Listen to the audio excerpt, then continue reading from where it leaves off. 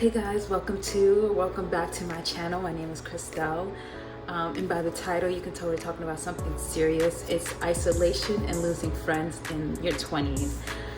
Now before I get started, I want to just say thank you so much for tuning in. I really appreciate every single person who watches my YouTube videos. This small YouTube channel used to have only like 28 subscribers 2 months ago, and I'm almost to 200. So I'm so thankful and so grateful for everyone who's here. But let's get right into the video. So I have lost so many friends in my 20s, and they were all amazing people and beautiful people, and are just the parallels of our lives did not connect anymore, and so we had to go separate ways and part ways. And I think the major thing that I took away from my first major friendship breakup was that, one, I had to be more kind. I think that sometimes we see somebody make a mistake, and depending on the principle of it, we think it's to the detriment and that they no longer deserve to be a part of our life. And I think we are all just, this is going to get into another one, but what I learned from that was that I actually didn't have the right to tell somebody that they deserve to be in my life. I just had the opportunity to watch somebody be a part of my life and let the trajectory of how that plays out play out. I think that if the principle of the situation was severe and it goes against your morals and it goes against the foundation of who you are, you have every right to cut somebody out of your life. You have every right to decide that this person is not right for your life and move on with that decision. The second thing I learned is making those decisions where they broke a principle, this is not going to work out, is that sometimes it's going to hurt making the right decision. And so when you make the right decision, sometimes it doesn't mean that because it hurts, it's wrong and you should go back. And if you do decide to go back, I do think that you should always have a forgiving spirit and always be ready to accept the person for who they may have changed to become, or accept the person for who they are and move on along, rather than holding them hostage to the mistake. Forgive. You don't have to forget, but do forgive fully and allow changes to be made if you decide to take that person back.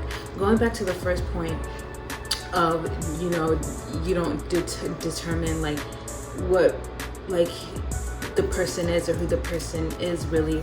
I think one thing that I just really want to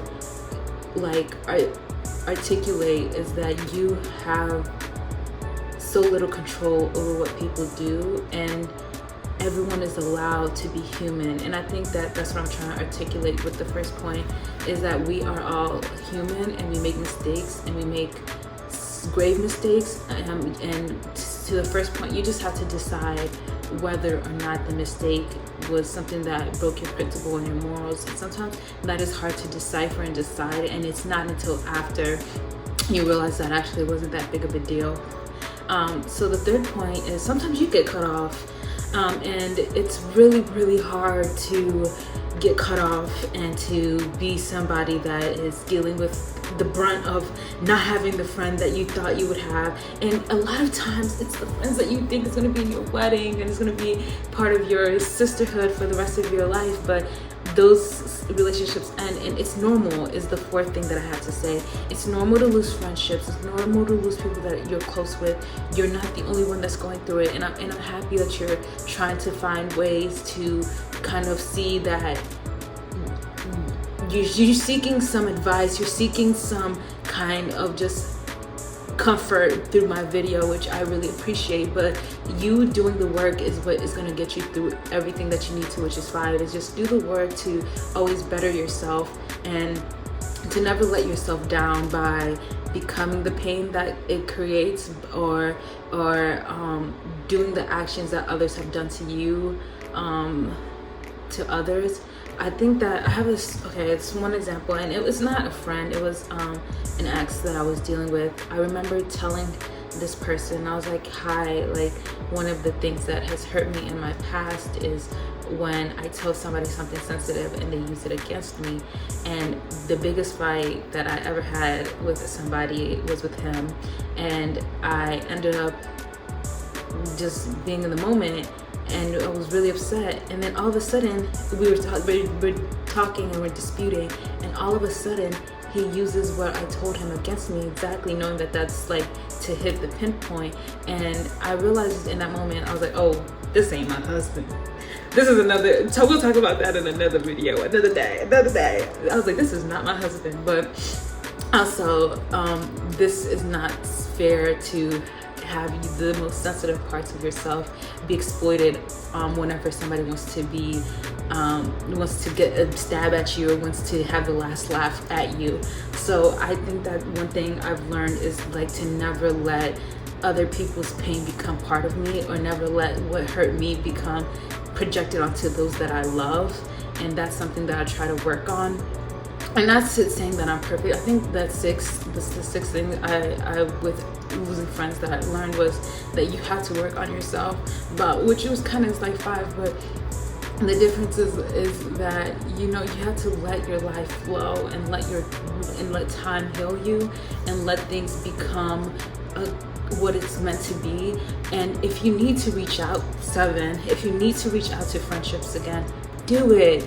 Do it, because I think that it's worth it, and it's something that if it was not principle or moral based, it's everything's always worth working out. And I think some of these are repetitive, and so I apologize for that. But yeah, so having friendship breakups is really hard, and I think that we really go through a time where we are constantly belittling ourselves and not thinking that we're worthy because we don't have a good group of people. But the group of people will come, and it will come in different shapes and different sizes. And I recently have rekindled a friendship with somebody that I adore, and it's been really warming and rewarding to know that there is friendships in my lives that I love, and I'm not alone, and I do have friends. And even though it's a few friends, I have about 4 or 5 close friends, and I think that's like even a stretch. You know, I'm only thinking of 2 right now in my head, but I know I have more friends than that.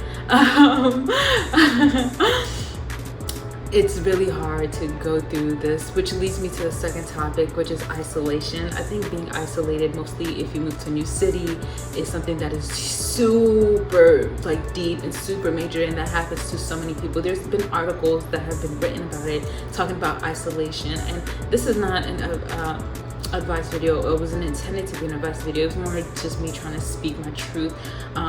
But once you are isolated and alone, you have to learn how to be on your own. And I think that's the beauty, that's the upside of it, right? You learn yourself, you learn who you are, you learn your mind, you learn the flow of who you are. But the downside of it is that it really takes a toll on your mental health, and you're faced with just constantly being by yourself. And that really is something that's super sad, because you don't have anyone there around to kind of go do things with, or go grab dinner, go to the park, oh, let's go to pottery classes together.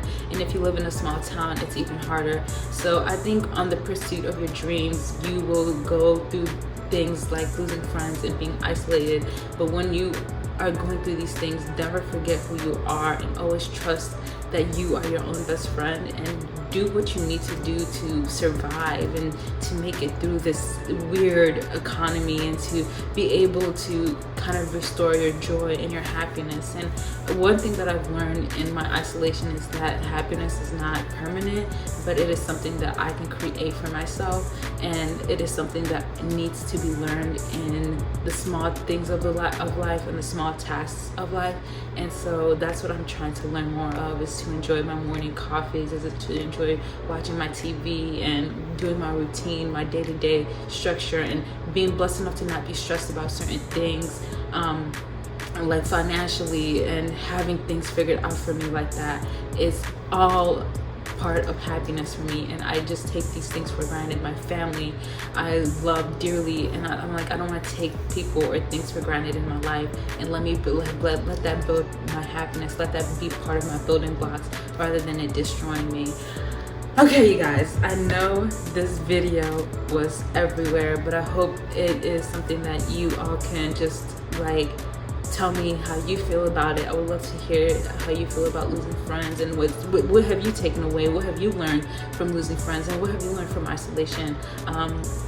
Like I said, I learned just to be more myself, right? And to learn how to love myself and be more myself through friendships, and to love myself through isolation. I will be in a spot in my life looking back to this video probably laughing like, I can't believe that that's where I was at this time, but this is where I'm at right now, and I can't wait for my group of friends that come along and to rekindle relationships from my past as well, that are worthy of, you know, moving into my future. But I really want all of us to be happy and content and to just have fulfillment with where we are right now. And I hope you guys enjoyed this video. Thank you for watching it. All right, bye guys.